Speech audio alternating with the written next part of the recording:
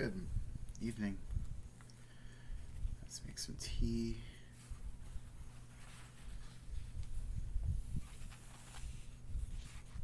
There we go. All right. Let's continue our reading of A Wrinkle in Time. Let's see. We left off here. I'm going to start chapter 5. The Tesseract.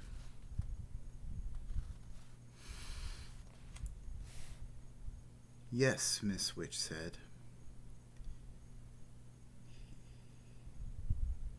He is behind the darkness, so that even we cannot see him.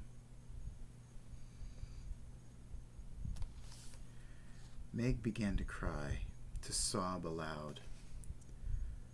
Through her tears, she could see Charles Wallace standing there, very small, very white. Calvin put his arms around her, but she shuddered and broke away, sobbing wildly. When she was enfolded in the great wings of Miss Watson, and she felt comfort and strength pouring through her. Miss Watson was not speaking aloud, and yet through the wings Meg understood words. My child, do not despair. Do not think we would have brought you here if there were no hope. We are asking you to do a difficult thing, but we are confident that you can do it. Your father needs help. He needs courage. And for his children, he may be able to do what he cannot do for himself. Now, Miss Witch said, are we ready? Where are we going? Calvin asked. Again, Meg felt an actual physical tingling of fear as Miss Witch spoke. We must go behind the shadow. But we will not do it all at once, Miss Watson comforted them. We will do it in short stages. She looked at Meg. Now we will tesser. We will wrinkle again. Do you understand? No, Meg said flatly. Miss Watson sighed. Explanations are not easy when they are about things for which your civilization still has no words. Calvin talked about traveling at the speed of light. You understand that, little Meg? It's still very hot. Yes, Meg nodded. That, of course, is the impractical long way around. We have learned to take shortcuts wherever possible. Sort of like in math, Meg asked. Like in math, Miss Watson looked over at Miss Who. Take your skirt and show them. La experiencia es la madre de la ciencia. Spanish, my dears. Cervantes. Experience is the mother of knowledge. Miss Who took a portion of her white robe in her hands and held it tight. You see, Miss Watson said, if a very small insect were to move from the section of the skirt in Miss Who's right hand to that in the left, it would be quite a long walk for him if he had to walk straight across. Swiftly, Miss Hu brought her hand, still holding the skirt, together. Now, you see, Miss Whatsit said, we would be there without that long trip. That is how we travel. Charles Wallace accepted the explanation serenely. Even Calvin did not seem perturbed. Oh dear, Meg sighed.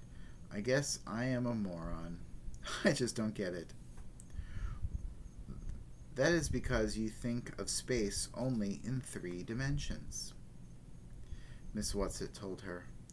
We travel in the 5th dimension. This is something you can understand, Meg. Don't be afraid to try. What was your mother able to explain a Tesseract to you? Well, she never did, Meg said. She got so upset about it. Why, Miss Whatsit? She said it had something to do with her and Father. It was a concept they were playing with, Miss Whatsit said, going beyond the 4th dimension to the 5th. Did your mother explain to you, Charles? Well, yes. Charles looked a little embarrassed. Please, don't be hurt, Meg. I just kept at her while you were at school till I got it out of her. Meg sighed. Just explain it to me. Okay, Charles said. What is the 1st dimension? Well, a line. Okay. And the 2nd dimension? Well, you'd square the line. A flat square would be a 2nd dimension. And a 3rd? Well, you'd square the 2nd dimension. Then the square would be flat, wouldn't be flat anymore. It would have a bottom and a side and a top.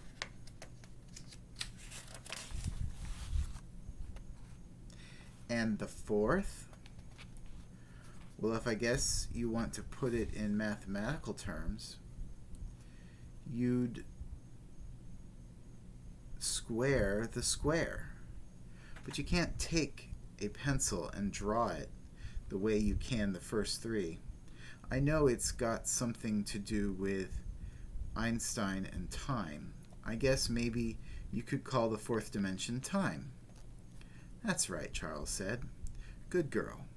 Okay. Then for the 5th dimension, you'd square the 4th, wouldn't you? I guess so. Well, the 5th dimension's a tesseract. You add that to the other 4 dimensions and you can travel through space without having to go the long way round. In other words, to put it into Euclid or old-fashioned plane geometry, a straight line is not the shortest distance between 2 points. For a brief illuminating second, Meg's face had the listening, probing expression that was so often seen on Charles. I see, she cried. I got it. For just a moment, I got it. I can't possibly explain it now, but there, for a second, I saw it. She turned excitedly to Calvin. Did you get it? He nodded. Enough. I don't understand it the way Charles Wallace does, but enough to get the idea. So now we go, Miss Witch said. There is not all the time in the world. Could we hold hands? Meg asked. Calvin took her hand and held it tightly in his. You can try, Miss Whatsit said, though I'm not sure how it would work. You see, though we travel together, we travel alone. We will go first and take you afterwards in the backwash. That way, that may be easier for you. As she spoke, the great white body began to waver, the wings to dissolve into mist. Miss Who seemed to evaporate until there was nothing but the glasses, and then the glasses, too, disappeared. It reminded Meg of the Cheshire Cat. I've often seen a face without glasses. See, though, but glasses without a face? I wonder if I go that way too. First me, and then my glasses. She looked over Miss Witch, and Miss Witch was there, and then she wasn't. There was a gust of wind and great thrust, and a sharp shattering as she was shoved through what? Then darkness, silence, nothingness. If Calvin was still holding her hand, she could not feel it.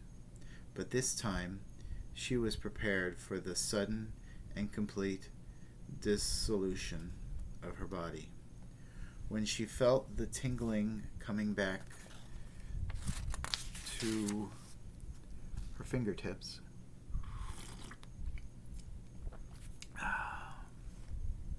she knew that this journey was almost over, and she could feel again the pressure of Calvin's hand about hers. Without warning, coming as a complete and unexpected shock, she felt a pressure she had never imagined, as though she were being completely flattened out by an enormous steamroller. This was far worse than the nothingness had been. While she was nothing, there was no need to breathe. But now her lungs were squeezed together, so that although she was dying for want of air, there was no way for her lungs to expand and contract, to take in the air that she must have to stay alive.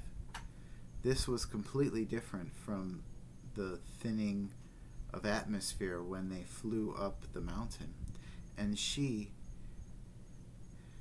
had to put the flowers to her face to breathe.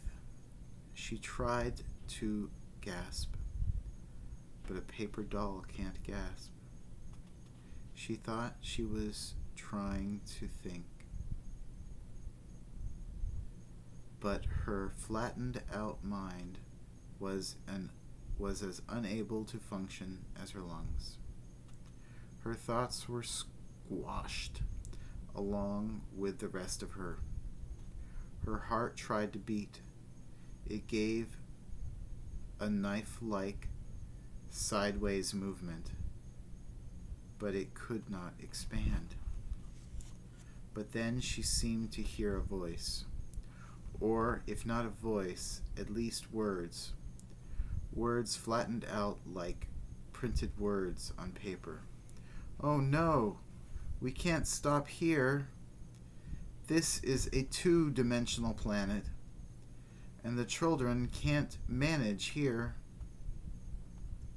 She was whizzed into nothingness again, and nothingness was wonderful.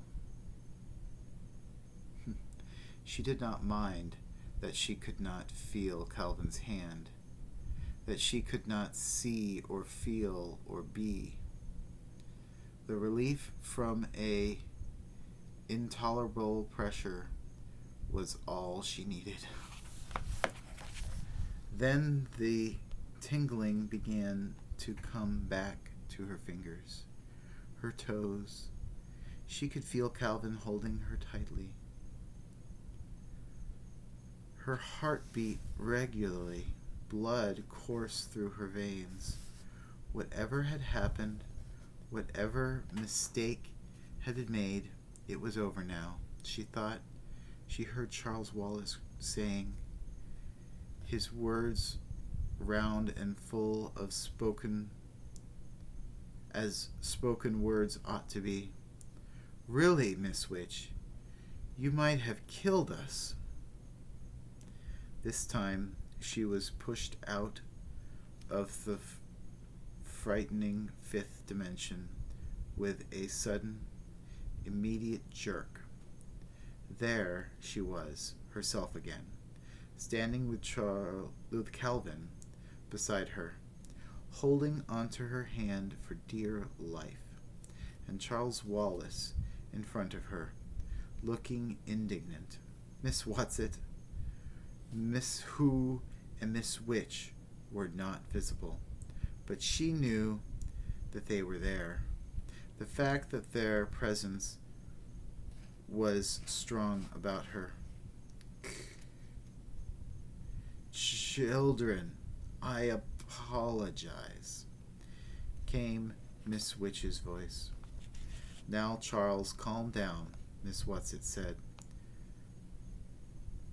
appearing not as the great and beautiful beast she had been when they last saw her, but in her familiar wild garb of shawls and scarves, an old tramp's coat and hat. You know different it is for her to, you know how difficult it is for her to materialize. If you are not substantial yourself, it's very difficult to realize how limited protoplasm is.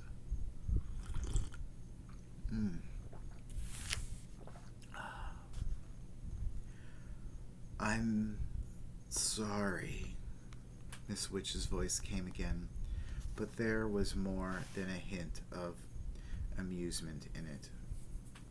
It is not funny, Charles Wallace gave a childish stamp of his foot. Miss Who's glasses shone out, and the rest of her appeared more slowly behind them. We are such stuff as dreams are made on. She smiled broadly. Prospero in the Tempest. I do like that play. You didn't do it on purpose, Calvin demanded. Oh, my darling, of course not, Miss Watson said quickly. It was just a very understandable mistake. It's very difficult for Miss Witch to think in a corporeal way. She wouldn't hurt you deliberately. You know that. And it's really a very pleasant little planet, and rather amusing to be flat. We always enjoy our visit there. Where are we now? Charles Wallace demanded. And why? In Orion's belt. We have a friend here, and we want you to have a look at your own planet. When are we going home? Meg asked anxiously. What about Mother? What about the twins? They'll be terribly worried about us when we don't come in at bedtime.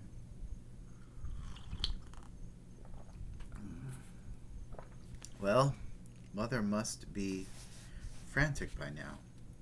She and the twins and Fort will have been looking and looking for us. And of course, we aren't there to be found. Now don't worry, my pet. Miss Watson said cheerfully. We took care of that before we left. Your mother has had enough to worry her with you and Charles to cope with. And not knowing about your father without our adding to her anxieties. We took a time wrinkle as well as a space wrinkle. It's very easy to do if you just know how. What do you mean? Meg asked plaintively. Please, Miss Watson, it's all so confusing. Just relax and don't worry over things that needn't trouble you, Miss Watson said. We made a nice, tidy little time tesser, and unless something goes terribly wrong, we'll have you back about 5 minutes before you left. So there'll be time to spare, and nobody'll ever need to know you were gone at all. Though, of course, you'll be telling your mother, dear lamb, that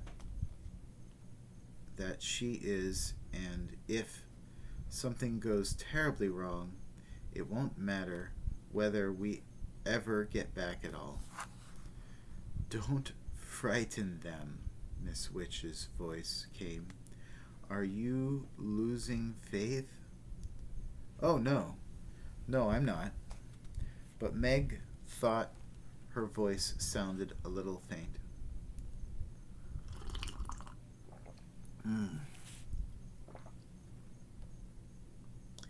I hope this is a nice planet, Calvin said. We can't see much of it. Does it ever clear up? Meg looked around her, realizing that she had been so breathless from the journey and the stop on the two-dimensional planet that she had not noticed her surroundings. And perhaps this was not very surprising, for the main thing about the surroundings was exactly that they were unnoticeable. They seemed to be standing on some kind of nondescript flat surface. The air around them was gray. It was not exactly fog, but she could see nothing through it. Visibility was limited to nicely defined bodies of Charles Wallace and Calvin, the rather unbelievable bodies of Miss Watson, Miss Who, and a faint occasional glimmer that was Miss Witch. Come, children, Miss Watson said. We don't have far to go, and we might as well walk. It will do you good to stretch your legs a little. As they moved through the grayness, Meg caught an occasional glimpse of slag-like rocks, but there were no traces of trees or bushes, nothing but flat around under their feet. No sign of any vegetation at all.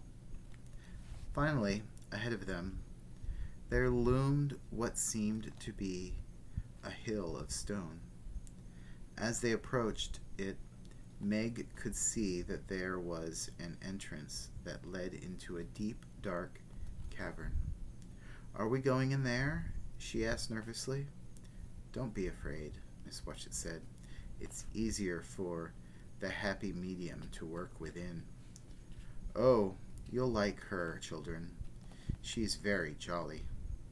If ever I saw her looking unhappy, I would be very depressed myself.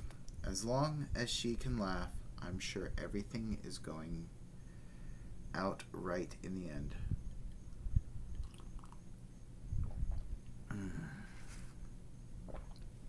Miss Watson, came Miss Witch's voice.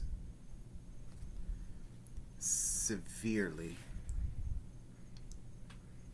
Just because you're very young is no excuse for talking too much. Miss Whatsit looked hurt, but she subsided. Just how old are you? Calvin asked her. Just a moment, Miss Whatsit murmured, and appeared to calculate rapidly upon her fingers. She nodded triumphantly. Exactly. 2,379,152,497 years, 8 months, and 3 days. That is according to your calendar, of course, which even you know isn't very accurate. She leaned closer to Meg and Calvin and whispered, "It was really a very great honor for me to be chosen for this mission. It's just because of my verbalizing and materializing so well, you know. But of course, we can't take any credit for our talents. It's how we use them that counts. And I make far too many mistakes. That's why Miss Who and I enjoyed seeing Miss Witch make a mistake when she churned to land you on a two-dimensional planet. It was that we were laughing at, not at you, she was laughing at herself. You see, she's really terribly nice to us younger ones." Meg was listening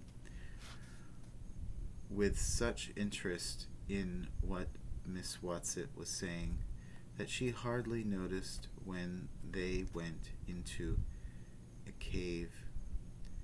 The transition from the grayness of outside to the grayness of inside was almost unnoticeable. She saw a flickering light ahead of them, ahead and down, and it was toward this that they went. As they drew closer, she realized that it was a fire. "It gets very cold in here," Miss Whatsit said. "So we asked her to have a good bonfire going for you."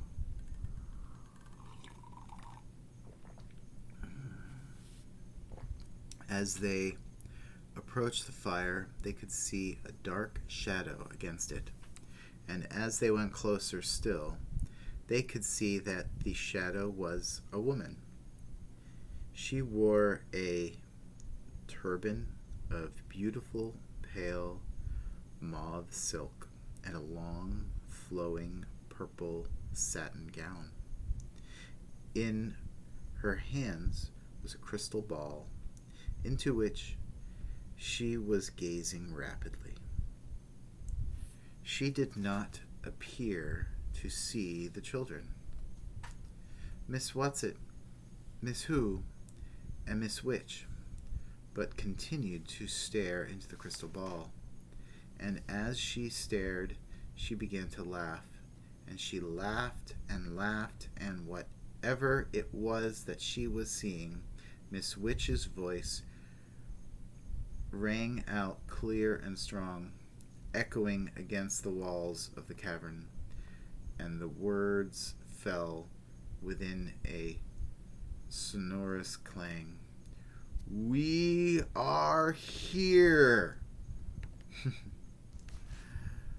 The woman looked up from the ball, and when she saw them, she got up and curtsied deeply. "Miss Whatsit and Miss Who dropped small curtsies in return, and the shimmer seemed to bow slightly. "Oh, medium dear," Miss Whatsit said, There are the children, Charles Wallace Murray." Charles Wallace bowed. "Margaret Murray." Meg felt that if Miss Whatsit and Miss Who had curtsied, she ought to also. So she did, rather awkwardly, and Calvin O'Keefe. Calvin bobbed his head. "We want them to see their home planet," Miss Whatsit said. The medium lost the delighted smile she had worn till then. "Oh, why must you make me look at unpleasant things when there are so many delightful ones out to sea?" Again Miss Witch's voice reverbed through the cave. "There will no longer be so many pleasant things to look at if responsible people do not do something about the unpleasant ones." The medium sighed and held the ball high. "Look, children," Miss Whatsit said. "Look into the well." "Que la terre est petite et que les votes clics Delily. How small is the earth to him who looks from heaven." Miss Who intoned musically. Meg looked into the crystal ball, at first with caution, then with increasing eagerness, as she seemed to see an enormous sweep of dark and empty space, and then galaxies swirling across it. Finally, they seemed to move in close on one of the galaxies. "Your own Milky Way," Miss Whatsit whispered to Meg. They were headed directly towards the center of the galaxy. Then they moved off to one side. Stars seemed to be rushing at them. Meg flung her arms up over her face as though to ward off the blow.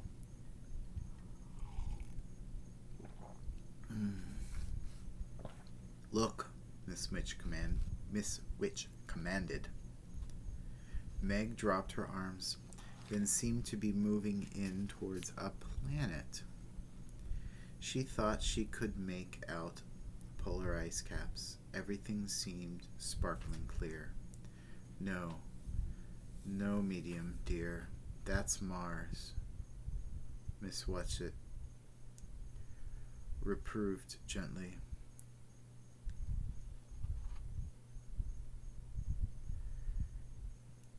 "Do I have to?" the medium asked. "Now," Miss Witch commanded. The bright planet moved out of their vision for a moment. There was the darkness of space, then another planet. The outlines of the planet were not clear. And clear, it seemed to be covered with smoky haze. Through the haze, Meg thought she could make out the familiar outline of continents, like pictures in her social studies book. "Is it because our atmosphere that we can't see properly?" she asked anxiously. "No, Meg. You know what it is, not the atmosphere, Miss Witch said. You must be brave. It's the thing, Charles Wallace cried. It's the dark thing we saw from the mountain peak on Uriel when we were riding on Miss Whatsit's back. Did it just come? Meg asked in agony, unable to take her eyes from the sickness of the shadow, which darkened the beauty of the earth. Did it just come while we've been gone? Miss Whatsit's voice seemed very tired. Tell her, she said to Miss Whatsit. Miss Whatsit sighed. No, Meg, it hasn't just come. It has been there for a great many years.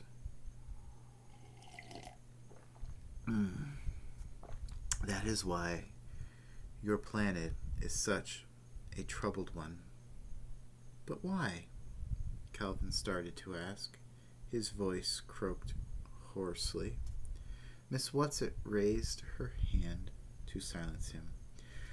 We showed you the dark thing at Uriel first. Oh, for many reasons. First, because the atmosphere on the mountain peaks there is so clear and thin, you could see it for what it is, and we thought it would be easier for you to understand it if you saw it, well, someplace else. First, not your own Earth. I hate it, Charles Wallace cried passionately. I hate the dark thing. Miss Whatsit nodded. Yes, Charles dear, we all do. That's another reason we wanted to prepare you on Uriel. We thought it would be too frightening for you to see it first of all about your own beloved world. But what is it? Calvin demanded. We know that it's evil, but what is it? You have said it, Miss Witch's voice rang out. It is evil. It is the powers of darkness. But what's going to happen? Meg's voice trembled. Oh, please, Miss Witch, tell us what's going to happen.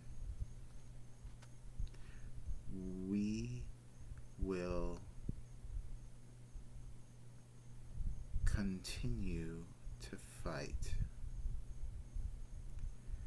Something Miss Witch's voice made all three of the children stand straight, throwing back their shoulders with determination, looking at the glimmer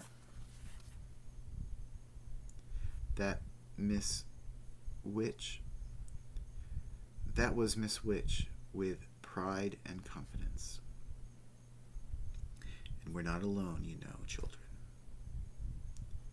Came Miss Whatsit, the comforter. Although the universe is being fought, all through the universe it's being fought, all through the cosmos.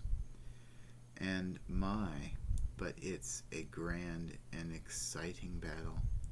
I know it's hard for you to understand about size, how there's very little difference in the size of the tiniest microbe and the greatest galaxy. You think about that, and maybe it won't seem strange to you that some of our very best fighters have come right from your own planet. And its little planet, dear, out on the edge of a little galaxy, you can be proud that it's done so well. Who have our fighters been? Calvin asked. Oh, you must know them, dear, Miss Whatsit said. Miss Who speculates. Spectacles shone out at them triumphantly. And the light shineth in darkness, and the darkness comprehended it not. Jesus? Charles Wallace said. Why, of course, Jesus. Of course, Miss Whatsit said. Go on, Charles, love. There were others, all your great artists. They've been lights for us to see by. Leonardo da Vinci, Calvin suggested tentatively, and Michelangelo? And Shakespeare, Charles Wallace called out, and Bach, and Pasteur, and Madame Curie, and Einstein. Now Calvin's voice rang with confidence. And Schweitzer, and Gandhi, and Buddha, and Beethoven, and Rembrandt, and St. Francis. Now you, Meg, Miss Whatsit ordered. Oh. Euclid, I suppose.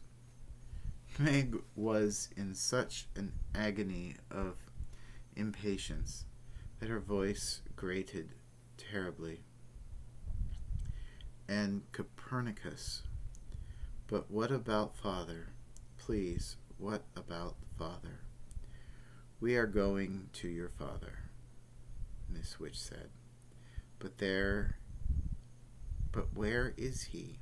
Meg went over to Miss Witch and stamped as though she were as young as Charles Wallace. Miss Whatsit answered in a voice that was low but quiet, quite firm. On a planet that has given in. So you must prepare to be very strong. All traces of cheer had left the happy medium's face. She sat holding the great ball, looking down at the shadowed earth, and a slow tear coursed down her cheek. I can't stand it any longer, she sobbed. Watch now, children, watch. That was the end of chapter 5, the Tesseract. We're going to learn more about the happy medium next. Alright, let's put our marker in.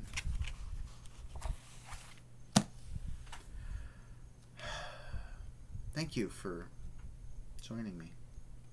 I've really enjoyed reading to you.